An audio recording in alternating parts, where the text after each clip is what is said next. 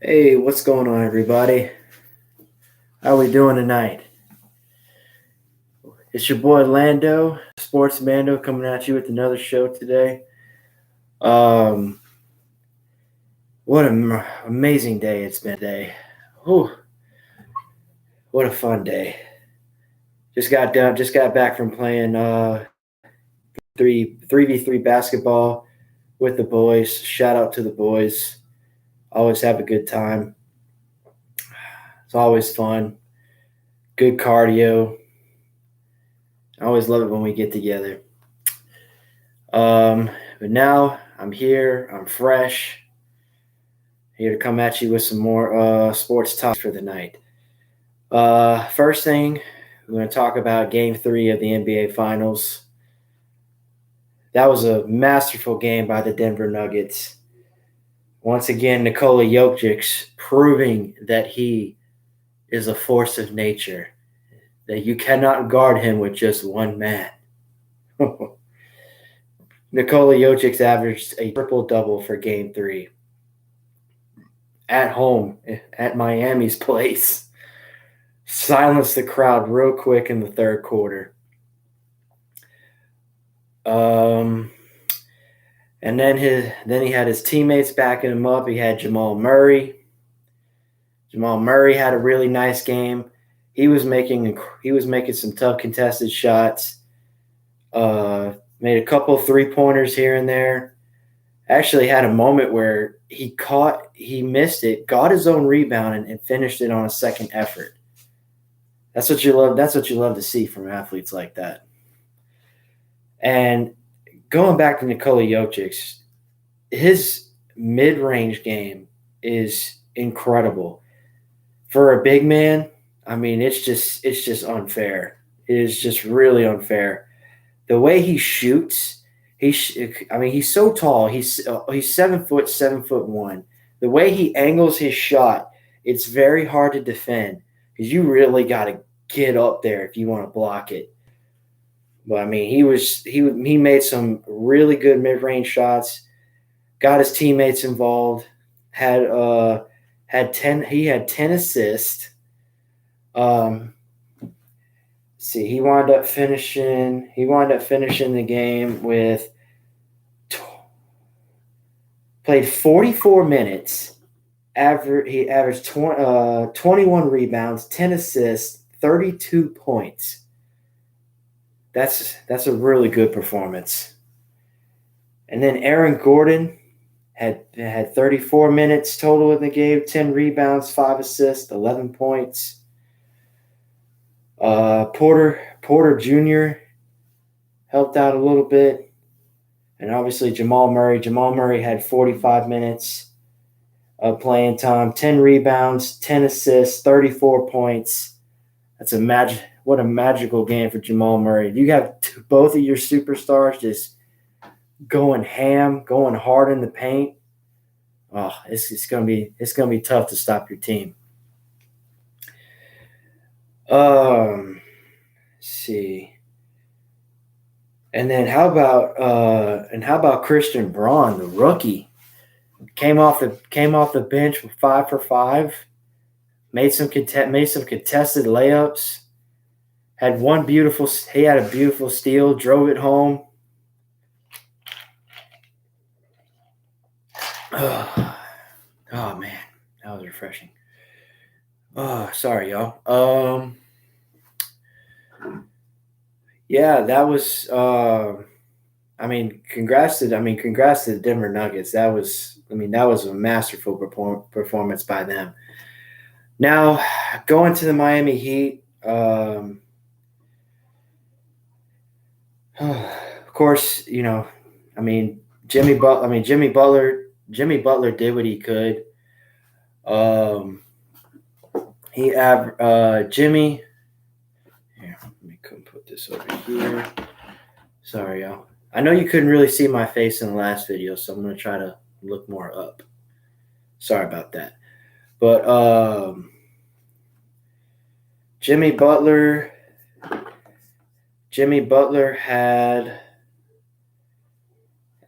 he had the most minutes. Second most minutes out of everybody. Bam played one more minute than he did. Jimmy Butler had only 2 rebounds, 4 assists, 28 points. Bam had 17 rebounds. That's always good.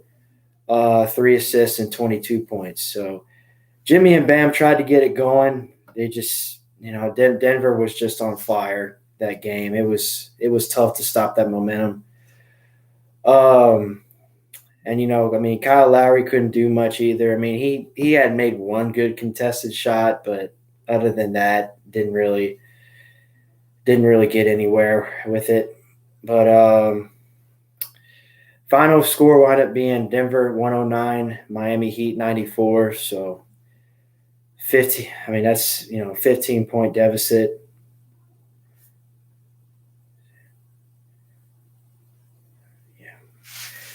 The Heat just couldn't get it back, or they just couldn't call back, man. I mean, like I said, the momentum that the Denver Nuggets had in the game was just, I mean, it was incredible. I mean, Nikola Jokic was on fire the whole game, and then Jamal Murray, he was on fire. He was tough to stop, and then Aaron Gordon just he came to play, man. He was there. He got a lot of good rebound. He got some good rebounds that game, offensive and defensive.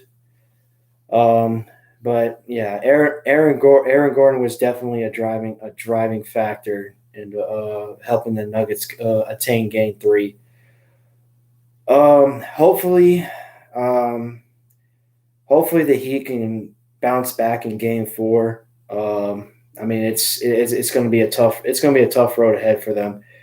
If they can't find a way to hold off Nikola Jokic and Jamal Murray, they're going to have a tough time this series, and they might see another finals fade away again this year. But I mean, hey, at this point I'm pulling for the Nuggets because I love Nikola Jokic and I love Jamal Murray. I love the chemistry they have.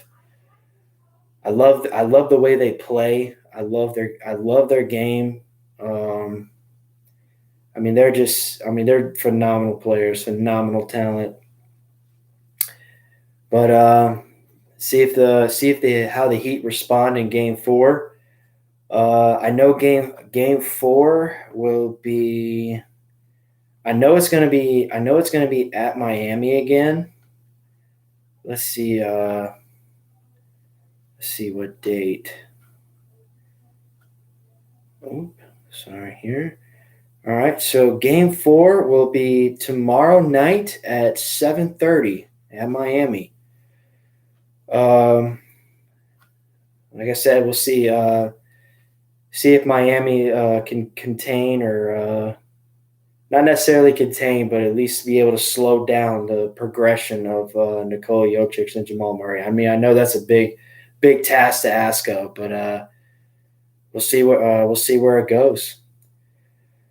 Um, so after that, I want to touch on a little bit of college basketball, men and women's. Speaking of women's basketball, I wanted to actually give a shout out. I wanted to do it in my first video, but I kind of lost track. But I want to give a shout out to the LSU Lady Tigers. Congrats on the national championship win this year. Congrats on a fantastic season, phenomenal season. Um, Coach Coach Cam, I mean, she's done a fantastic job over there. Um, she had the ladies ready to play all season long. Of course, I mean, they had a stretch where it was a little up and down, but she got them back on track, and I'm really could not be more excited for the Lady Tigers. I hope they can continue their progression next season.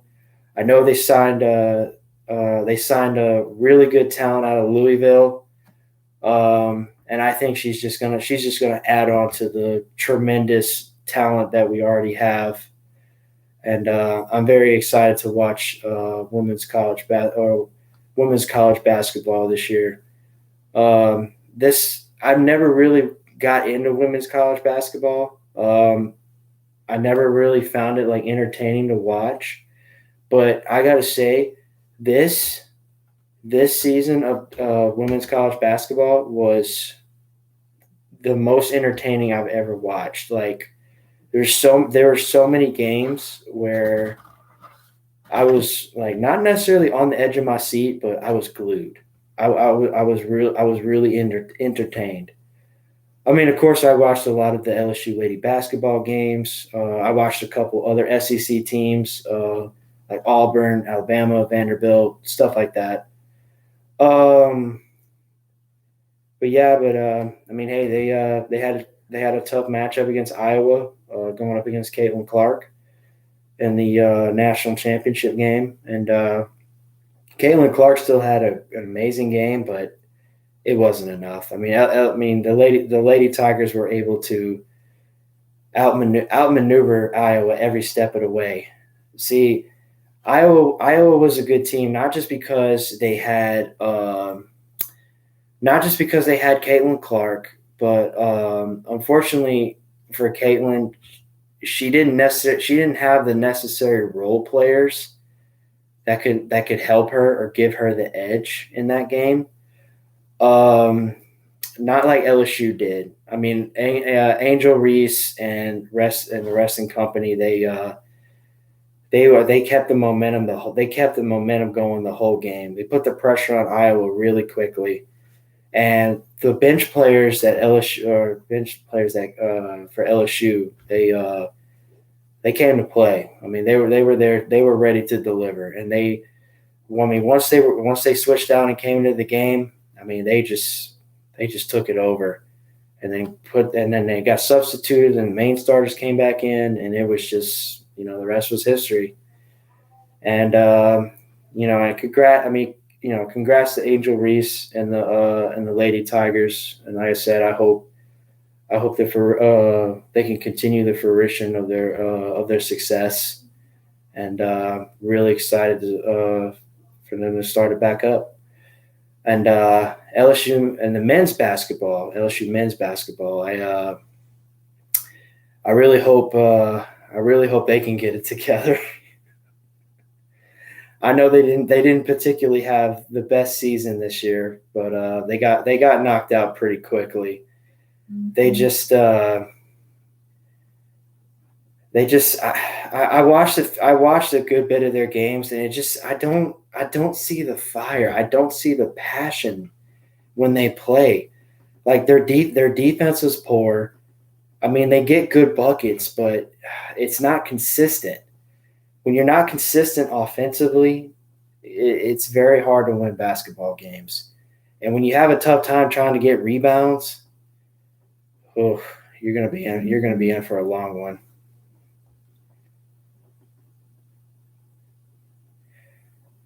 Um,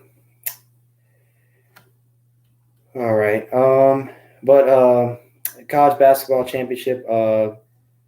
Congrats. I want to give my congrats to Villanova. They did a fantastic job this season.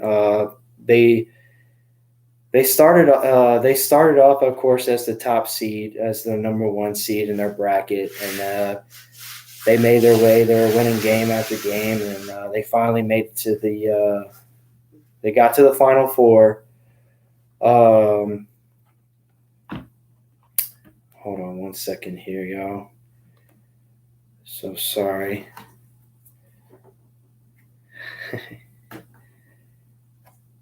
All right, y'all. Hey, oh yeah. By the way, make sure y'all leave a like and comment down in the video, y'all. And as always, I really appreciate y'all tuning in.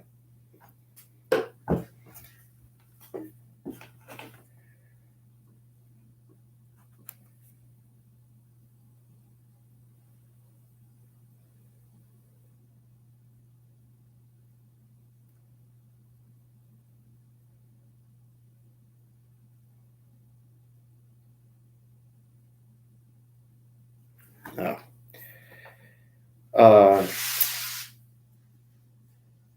see. Okay. Hold on. Give me one second, y'all. My fault. Villanova was the team that they played, but UConn, University of Connecticut, they won. They won the Final Four in men's, or excuse me, they won the national championship in basketball for men. So I apologize for that. Villanova was just the team they went up against. But congrats to the University of Connecticut. The men's UConn basketball team really needed that because the lady basketball team they have been the driving force for their basketball program for a long time, and the men have kind of been looked down or shunned on at UConn. But so this was a big moment for the men's for men basketball at UConn. They shut out San Diego State. Oh, they went up against San Diego State. Oh man. Oh, sorry, y'all. It's been a long day. Brains brain's not working really functioning right. So I apologize for that. San Diego State was the runner up. I forgot. I forgot about that. They won. They won 76-59. So it was almost a double digit. UConn dominated that game pretty good. And shout out to head coach Dan Hurley, coach of UConn. He did a great job with that program. Had the boys ready to play. It was a very entertaining Final Four. I will say that.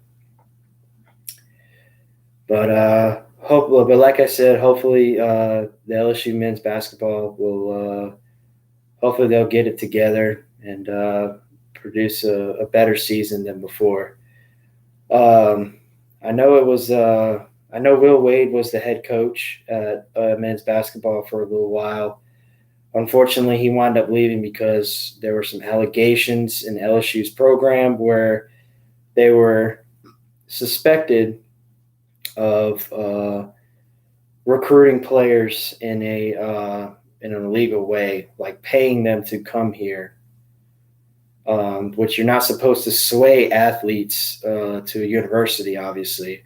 They went to court and everything like that, and it was proven they didn't have enough evidence to suggest that.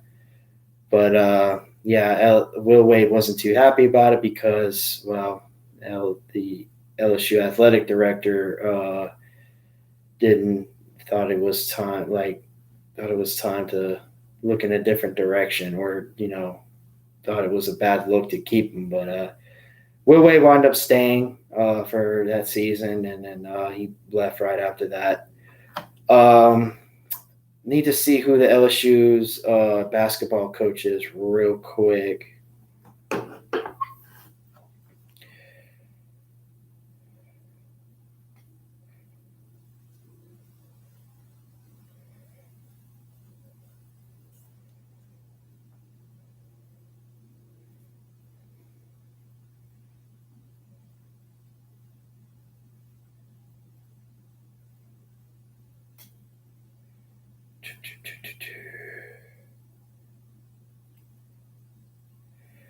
Oh, all right. So LSU is coached by Matt McMahon.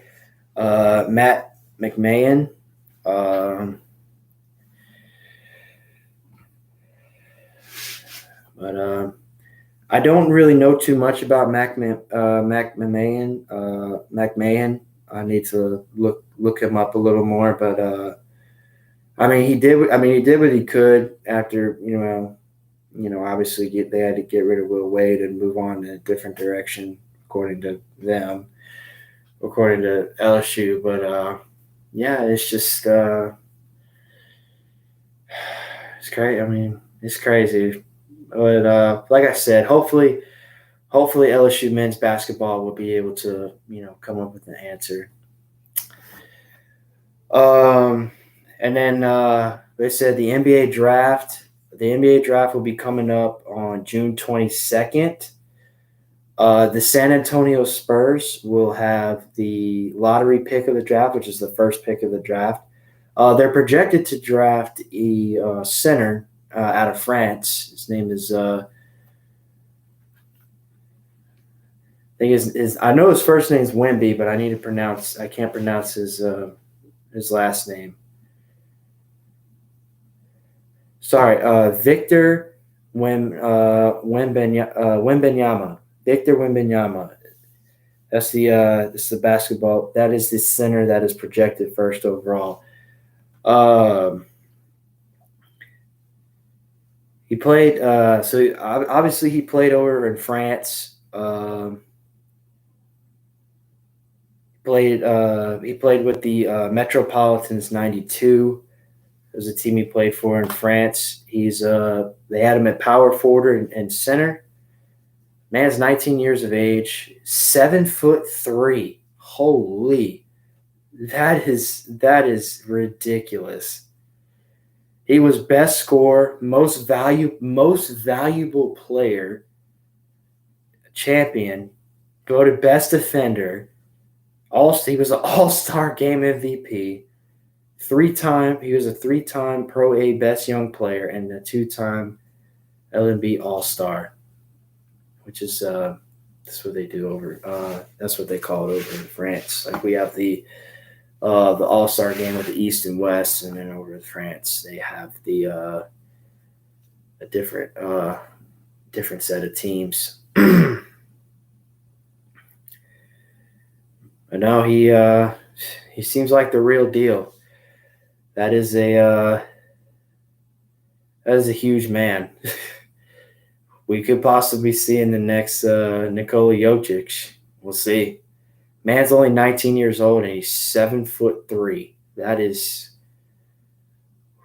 gonna be tough to defend. I'll say that.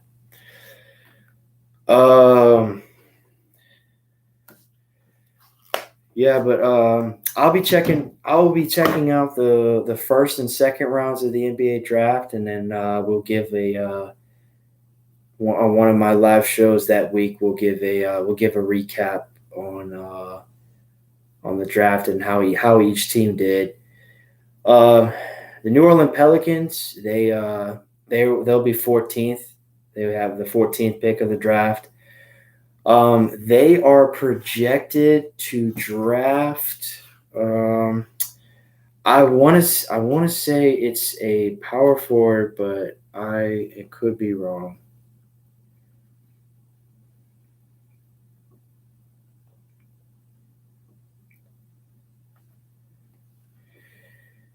So let's see. So they have the 14th overall selection. So they're projected to draft guard Jalen Hood-Schifino, freshman out of Indiana. 6'6", 215 pounds. That ain't bad. Hey, them boys from Indiana know how to play basketball. I promise you that. I would not mind that at all. I mean, obviously, C.J. McCollum and Brandon Ingram, they wouldn't mind a little extra help. I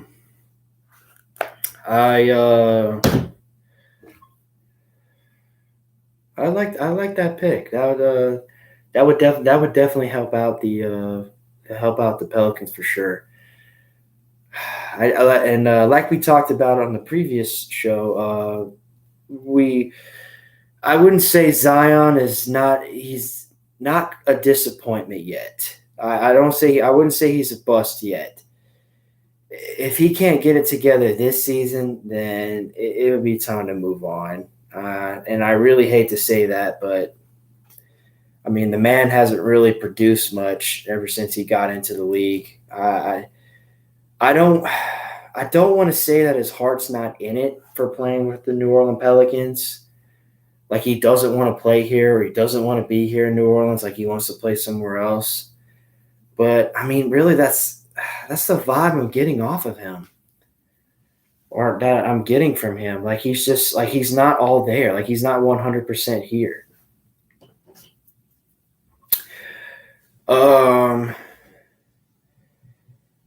see. Okay. All right, so now we're going to move. All right, now we're going to move on to baseball. Um, so going through college. Obviously, the college World Series is about to begin.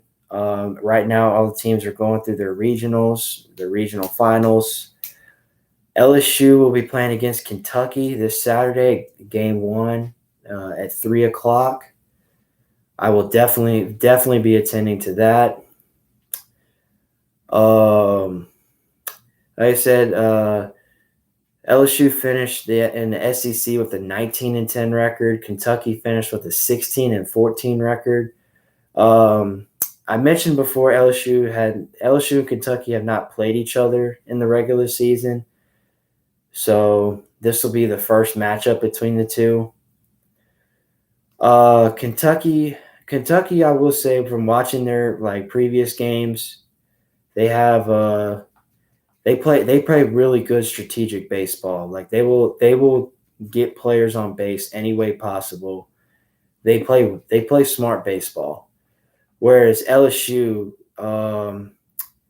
they're really focused on getting the offense going. Which, I mean, obviously, once LSU's offense gets going, or once the bats get going, they're a very tough team to beat. I mean, they have one of the best batting averages in college baseball, and it shows. Obviously, the two games they played against Oregon State, first game they played, they hit 6 individual home runs. Uh, five, uh, so five of them were by five different players, and then one player hit 2 home runs. Which, I mean, that's an incredible feat. That hasn't been done in a college baseball game in a long time. So shout out to LSU. Um, and Kentucky's pitching staff is it's pretty. I mean, I would say it is pretty good. They have a two they have a 2.98 ERA overall as a pitching staff, and so that gives me a little concern, but I think Jay Johnson will have them boys ready.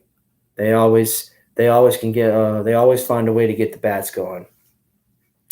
Now LSU's relief pitchers, that's the one thing that concerns me because our relief has been struggling a little bit as of late. When we have a good lead, it tends to be lost or caught up just because, getting some doubles, or we give up a 2-run homer, 3-run homer, and the team's right back in the game. That's a little cause for concern, but for my personal take, I believe that LSU will be able to win the best of 3.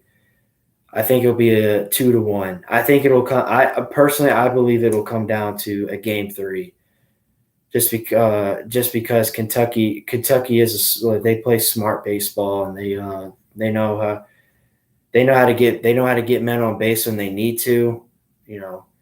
Good. They got good base running. They have people that could steal the bases when they need to. Um, it's gonna be a fun series to watch, to say for sure. Of course, they got other couple. I got other matchups that day. So first they're gonna have 4 games on Friday, and then they're gonna have 4 games on Saturday. And give me 1 second. I will be able to tell them to you.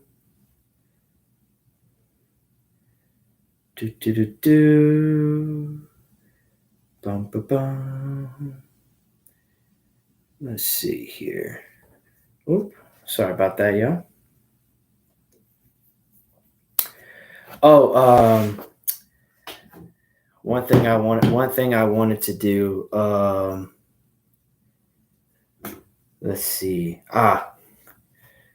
So going back to the Lady Tigers and UConn, this is for y'all.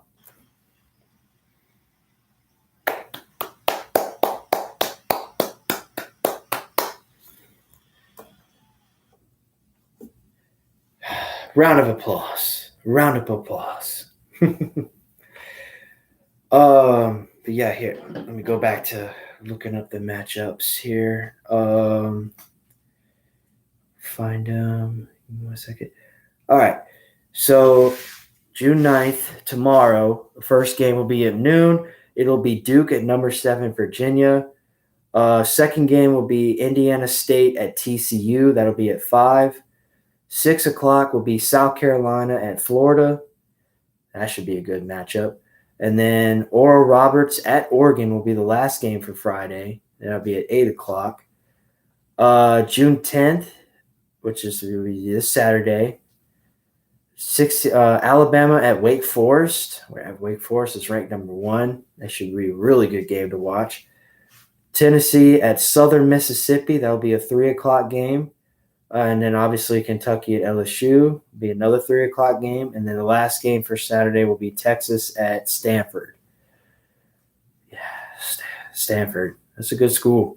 A lot of great athletes have come from the University of Stanford. We will talk more about that in the next week. And by the way, y'all, so this will be my last solo live stream. From now on, Tuesdays and Thursdays, we'll have multiple guests and be able to hear other people's personal takes and personal opinions on sports topics or any sports events that have happened. So next Tuesday we will definitely talk about. We'll give a quick roundabout of the NBA Finals. We'll talk a little bit about the baseball games that transpire college and professional, and then we will talk a little bit about the UFC matchups that will have happened after Saturday. Got some good fights. I hear Amanda Nunes is fighting, and Dorian Gray will be fighting as well. So got a couple good fights this weekend. And then we'll probably talk a little bit about football as well. Football, the OTAs will be coming up. So all the teams are going through their training camps, getting ready for the regular season, which is in 94 days. The NFL will resume. And then we got college football coming up too. Love you some college football. We will definitely talk more about college football as the seasons come along. But going back on track, going to professional baseball. Had some good games happening yesterday. My Padres, the Friars, the Fathers, they had a good game against the Miami Marlins yesterday. They won 7-1. Got the bats going. Always love to see that. Right now they're 1-1 with the Miami Marlins. Miami Marlins took game 1, and then Padres took game 2. I believe the Padres and Marlins are playing their third game tonight, or they may have already played it. I'm gonna have to look into that. The Tampa going over the top 10 teams right now. See if any number has changed in the team's ERAs or batting average.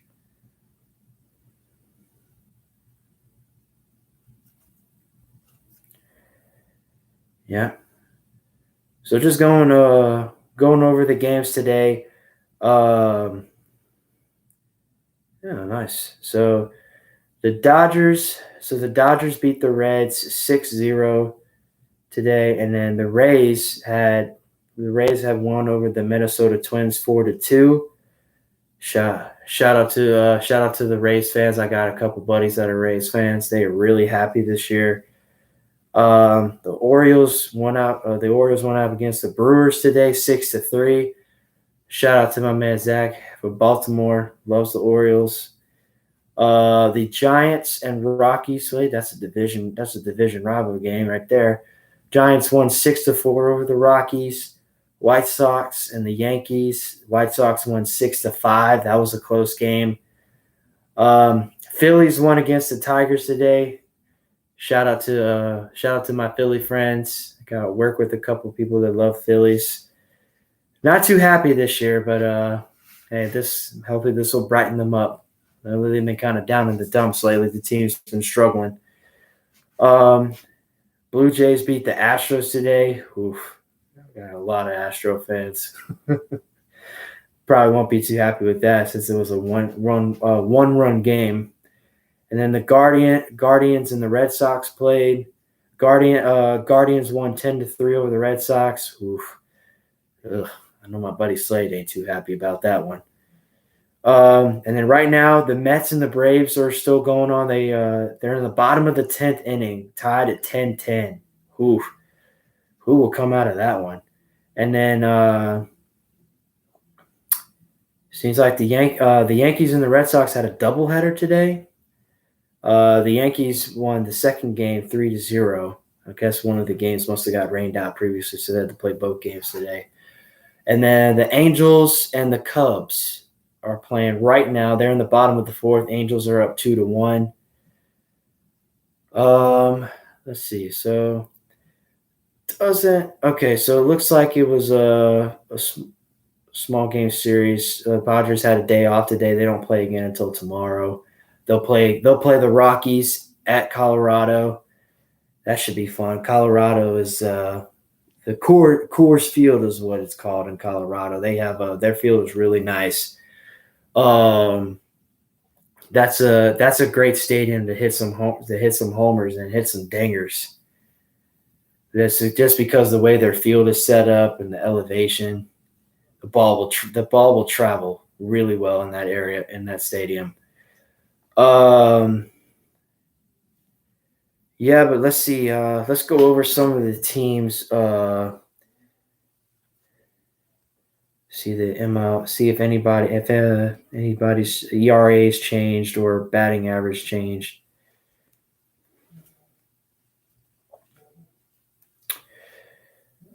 So let's see.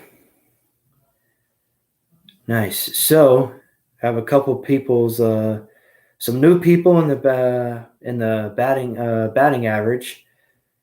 So we got the top 5 here. So let's see. So we got Luis Arias from the Miami Marlins batting with a 403.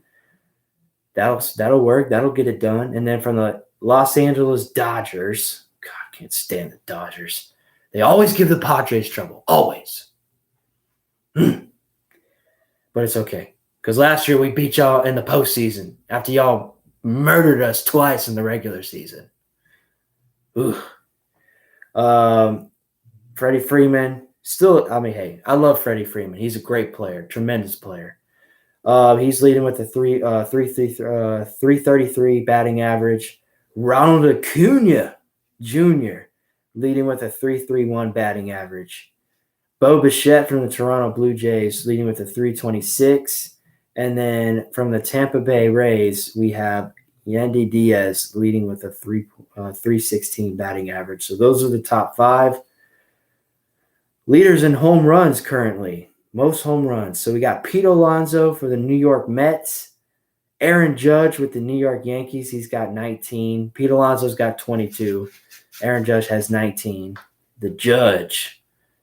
Gotta love the Judge. Mike Muncy from the Dodgers has 18. Here we have Jorge Soler from the Miami Marlins with 17, and then we got Matt Olson from the Atlanta Braves, who also has his tie with 17 home runs with Soler, and then we have Yordan Alvarez from the Houston Astros with 17 home runs. So we got 3 people tied for 5th in home runs. Very interesting. All right. So now we're going to move on to the pitchers. So right now, Shane McClanahan for the Tampa Bay Rays is still at top with 9 wins. Let's see. For the Texas Rangers, Nathan Eovaldi has 8. Clayton Kershaw with 8 wins. And then for the Tampa Bay Rays, we have Zach Eflin. So those 3 guys are tied for second place with 8. And then we have Chris Bassett from the Toronto Blue Jays with 7. And let's see. We got multiple players with 7 wins, or multiple pitchers here. So we got Kirk Gibson from the Baltimore Orioles with 7. Garrett Cole, New York Yankees with 7. Let's see. We got Merrill Kelly from the Arizona Diamondbacks with 7. Chris Bassett from the Toronto Blue Jays, we got him. And then from the Pittsburgh Pirates, we got Mitch Keller. And then for the Arizona Diamondbacks as well, we got Zach Gallen. And then from the Houston Astros, we have Christian Javier. And then the last one from the Minnesota Twins, we got Joe Ryan. So all these guys are tied with 7 wins as a starter. Not bad. Hopefully they can keep it up. I know Garrett Cole's come a long way. To me, I think he's one of the best pitchers for the Yankees. All right. And then the pitchers with the best ERA, top 5 pitchers with ERA. Got Shane McClanahan with the 2.02 still, rocking it out. Then for the Detroit Tigers, we had Eduardo Rodriguez. He has a 2.13 ERA. Sonny Gray, from the Minnesota Twins has a 2.15. Nathan Eovaldi for the Texas Rangers has a 2.24 ERA. And then Bryce Elder from the Atlanta Braves has a 2.26 ERA. So if you guys don't know what ERA means earned run average. So this means how many runs that pitchers give up per game for each time they start. So the lower the number is, the better your ERA will be. Like if you have a 1.97 ERA, that's pretty impressive. That means you're averaging just under a run every game. And then now we're going to go to the pitchers leading the MLB in strikeouts. First, we have from the Toronto Blue Jays, we have Kevin Gausman with 113 strikeouts.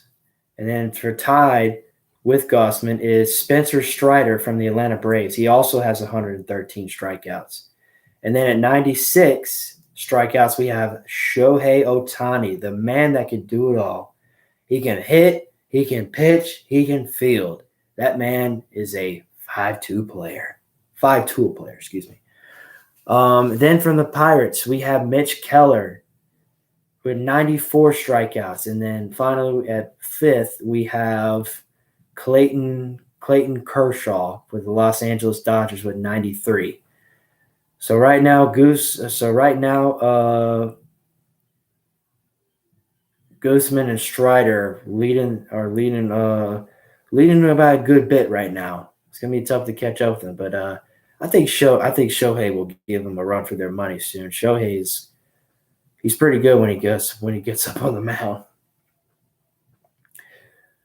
All right, and then so now I'm going to tell you this 5 best players with the stolen bases. Or the most stolen bases, excuse me. Esteury Ruiz from the Oakland Athletics, he has 11, he has oh my goodness. Come on. Oh, he was just here. Oh, here it is. I'm so sorry, y'all. He has 29 stolen bases of the year. Ronald Acuna is second, right behind him with 28. So Ronald Acuna is right there with him. And then we got Wander Franco from the Tampa Bay Rays. He has 22 stolen bases. And then we got Bobby Witt Jr. from the Kansas City Royals. He's got 19. And then from the Pittsburgh Pirates, we have Jawan Bay. Jawan Bay has 18. So those are the top 5 best speedsters of the MLB at the moment. All right. Now I'm going to give you going to let you know for the games that are happening tomorrow. Got a couple games tomorrow. So starting at 5, we have the Arizona Diamondbacks and Detroit Tigers. Next, we have the Texas Rangers against the Tampa Bay Rays. The New York Mets will play the Pittsburgh Pirates at 6 o'clock, and then another couple 6 o'clock games we have here. The Los Angeles Dodgers will go up against the Philadelphia Phillies. The Boston Red Sox going up against the New York Yankees. Oh, we always know how those series turn out to be. The Kansas City Royals will go up against the Baltimore Orioles at 6 o'clock. Another 6 o'clock game, we have the Minnesota Twins and the Blue Jays. Then at 6:15, we have the Houston Astros and the Cleveland Guardians. 6:20 is the Washington Nationals and the Atlanta Braves. And then 7:10, we have the Oakland Athletics with the Brewers. Another 7 o'clock game, we have the Miami Marlins and the Chicago White Sox. Then we have the Cincinnati Reds and St. Louis Cardinals at 7:15. And we have the late games. We have the San Diego Padres versus the Colorado Rockies at 7:40. And then now it's the 8:30 games. The 8:30 game is one. We have the Seattle Mariners against the Los Angeles Angels.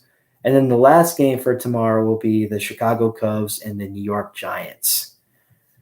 That will be at 9:15. So that's a late game. So that'll be all the games for that day. All right. So now we've got through baseball. Now I'm going to hit up a little bit on softball. The Oklahoma Sooners went up against the Florida State Seminoles today. Oklahoma came out with a W today.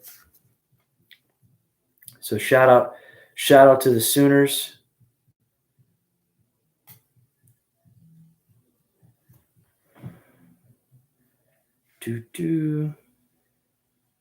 Yep. I believe, yeah. So here, let me come put up the Women's College World Series for you. Okay. So now, yep. So Oklahoma swept Florida State, and they are moving on to the Women's College World Series Finals. They captured their 7th NCAA championship, or 7th appearance in the NCAA championship. They will move on. They will move on to play Tennessee.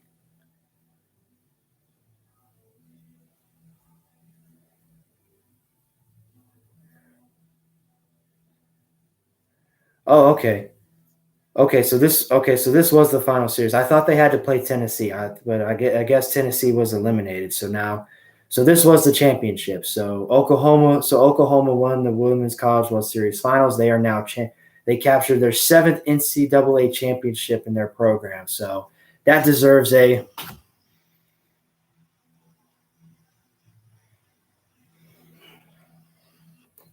round of applause. So shout out to Oklahoma. They like I said, they set the NCAA record for most consecutive wins in a season out of any sport. They finished with a total of 55 consecutive wins in a row. So that is a huge accomplishment. Congratulations to the Lady Oklahoma Sooners. I really hope they can. I really wish the best of luck to them. I hope they can continue their success. I really hope the LSU Lady Tigers, they could come in and give them a run for their money. Hope that can come to fruition. But yeah, that was. That's, like I said, that's a huge accomplishment. It's very, very hard in any type of sport to win that many consecutive wins or win that many consecutive games in a row.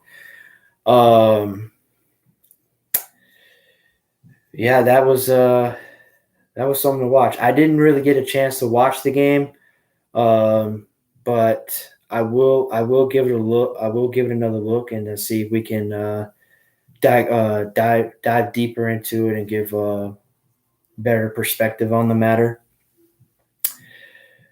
But yeah, so now moving on.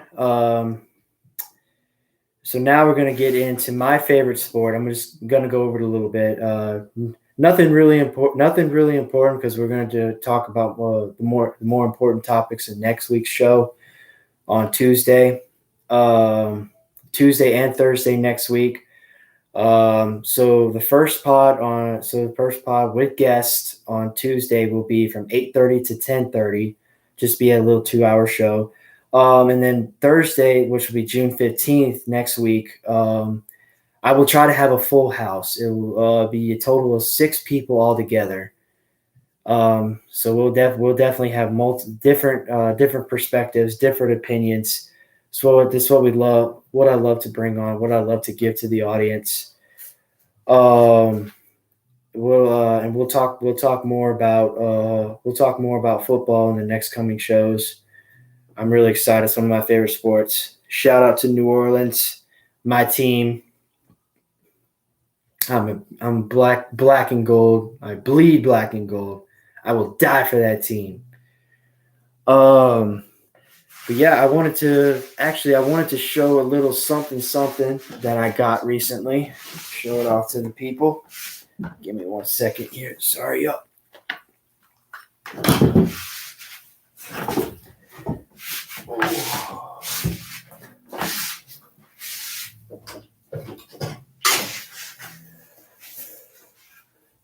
Yeah, you see that?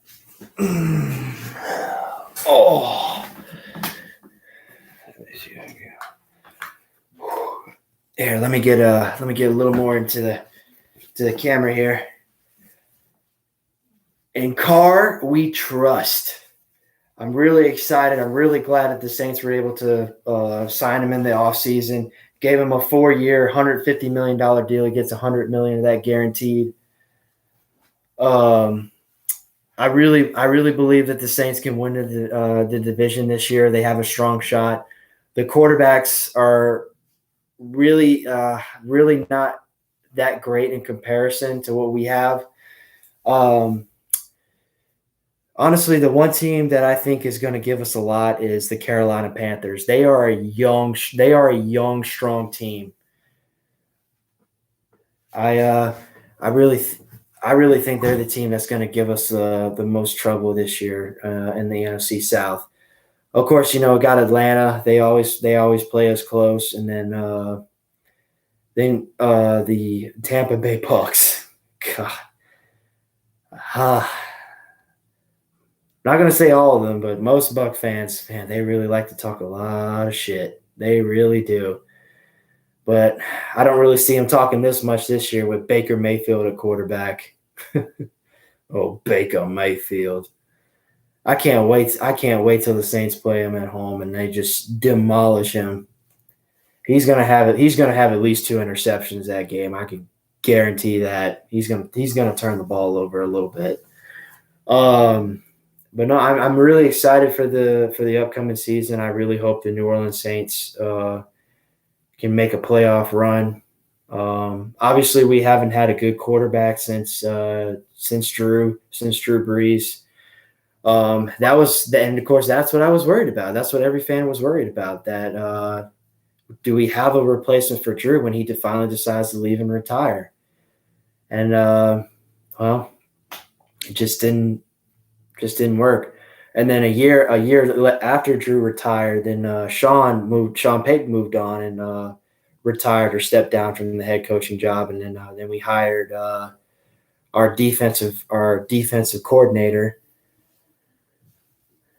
Oh goodness gracious, his name was just in my head and I just lost it. Pete Carmichael is our offensive coordinator. I know that.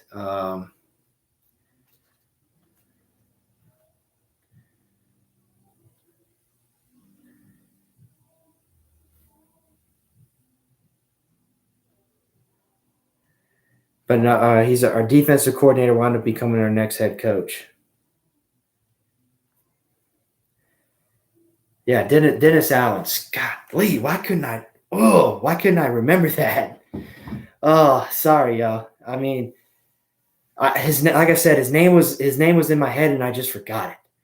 But yeah, Dennis Allen was our defensive coordinator for a long time while Sean was there, and then he got promoted to head coach. Obviously, didn't have the year that we were expecting last year. I mean, we definitely lost like 7-8 games where we should have won. It was decided that those games were decided by 4 points or less. Hopefully, we can clean that up.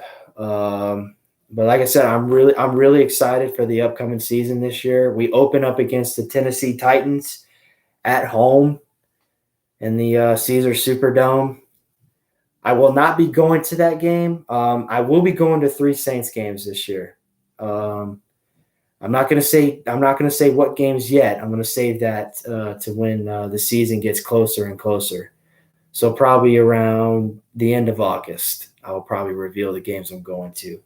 And hell, I might see some of y'all there if y'all go, or if y'all bleed black and gold, you know. Shout out Who Dat Nation, one of the best fan bases in the world. We have one of the best chats, one of the best chants in the sports world, in my opinion. I don't think nobody can top us, or I don't think no stadium can top the loudness that we bring. So shout out to Who Dat Nation. And then of course, then we got college football will be starting back up too. The LSU Tigers, man, they had this past season. They surprised a lot of people. They surprised me. Just because with the new head coach Brian Kelly, we wasn't really knowing what kind of season we were going to get. Of course, we started off really hot. We won our first 5 games, and then we wound up having to go up against Tennessee. Tennessee just blew us out of the water. Like, we were just not ready for that game.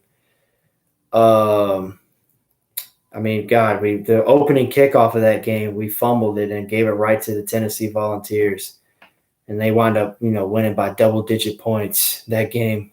That was not a fun game to watch, and that was at LSU. Who I know them fans were not happy. I wasn't happy. None of us were happy. And then after that they went and they wound up finishing 9-3 that year. But I think the game that I was really impressed with was the Alabama game. That was I thought the 2019 Alabama game was special to watch, but man, this past Alabama game was amazing. It was at Tiger Stadium. LSU was keeping up step for step with Alabama the whole game. The game wound up having to go into overtime. Alabama got the ball first. They scored, and then only took 2 plays, and then we drove down. We took 2 plays for us to get in the end zone, and we got the go ahead. We got the score, and we were like, all right, we're going to tie it up, going another overtime. No, Brian Kelly decides to go for a 2-point conversion for the win, for the dub. Oh, everybody was on the edge of their seats. We were like, oh, God, he's going for the win. Can he get it? Can he get it? And then sure enough, he throws a nice low pass to Josh Taylor, the tight end, who shout out his dad played in the NFL. Jason Taylor, he was a defensive end for the Miami Dolphins. Really great player, Hall of Famer. He got the go-ahead 2-point conversion, and we wound up winning the game. Oh, that was such an amazing game to watch. I'm really glad we came up with the W.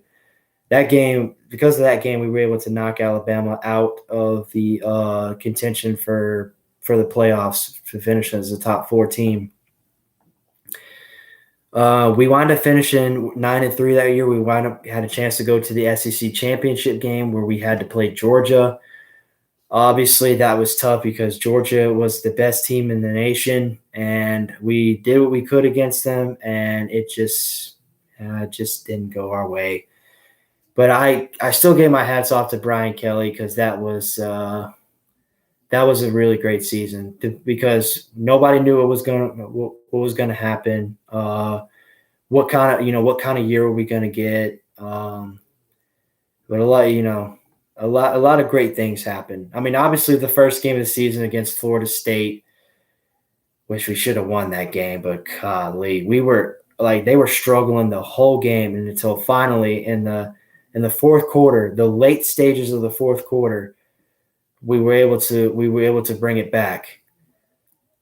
Had two punts that were muffed in that game, and second time it happened, it was really late in the game, really late in the fourth quarter, and thought the game was over. It was like, damn, LSU's walking home with the loss. We just couldn't, like, it just wasn't our game. But Florida State gets in the red zone. They're at the 3-yard line. They do a halfback toss, and the running back like mishandles the snap, fumbles the toss, and it winds up just becomes loose on the ground, and then LSU winds up recovering it at the 3-yard line, and we get the ball back with about a minute, and if I remember correctly, it was about a little under 2 minutes left in that game at that point. But no, and then Jaden Daniels just led an amazing drive. Like I'm talking about, he's getting solid first downs, using his legs, doing everything he can to help his team win. And then eventually on the very last play of the game, with 0 seconds left on the clock, we had a chance to snap one more play because it took a long time. But after review, Josh Taylor was able to get out of bounds and stop the clock. So they gave LSU a chance for one more play at the end zone, and LSU was at the opponent's 5-yard line. So they needed a touchdown, or we were going home, or we were going to lose that game. And sure enough, Jaden Daniels gets us in the end zone. We're down. We get a score. We're down by 1. All we need is a PAT to extend it into overtime. But what happens? The point after attempt gets blocked. It gets blocked. Why? Because the left wing guard let the dude come in right in behind him. Didn't even block him. Didn't even do nothing. Just let him walk right by. Like he didn't even have a chance. Didn't know what his assignment was. And the dude blocked the PAT. And we wound up losing by 1. It was such a heartbreaking loss because we did so much to come back in that game. Oh, that was a heart-wrenching one. But overall, I was really happy, and I think most LSU fans could say they were really happy with how the season ended. A lot of good things that transpired. But yeah, I'm really looking forward to the college football season. But like I said, we'll dive more into NFL and college football on next week's shows. I'm really excited for that one. I'm really interested to hear some people's personal takes. And also, I will be towards the end of the show, y'all. I will be adding. We'll be doing some trivia games, testing our guests' trivia, see how well they actually. See how good their sports knowledge is. I'm really excited about that segment. But I'm gonna go ahead and end it here, y'all. This was I know I started my stream a little late today. But it won't be this late again. I promise you that. Unless if something comes up, I will send notifications to my social media so that way everybody will be knowing or prepared ahead of time. But thank you all so much. Thank y'all so much for tuning in, for giving me a listen. Like I said, I appreciate it always. I appreciate the love. I appreciate the support. I hope you'll tune into our shows next week. Like I said, I got a lot of cool stuff planned for that. But I said, y'all have a wonderful night, and hope y'all get home safe. If you're working late, get home safe, and keep up. And as always, keep up the good work. Thank y'all so much, y'all. Peace.